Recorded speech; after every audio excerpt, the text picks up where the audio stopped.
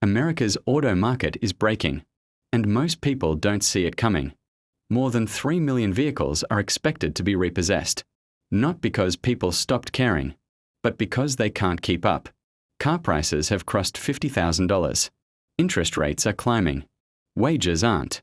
What was once considered a safe loan is now pushing monthly payments past $700, $800, even $1,000.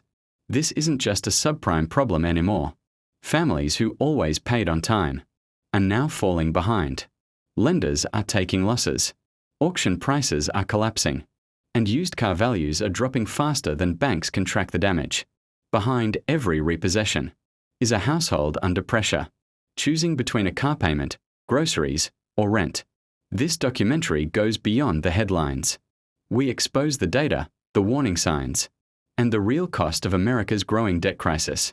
If you care about your money, your future, or where the economy is heading next, this is a must-watch investigation.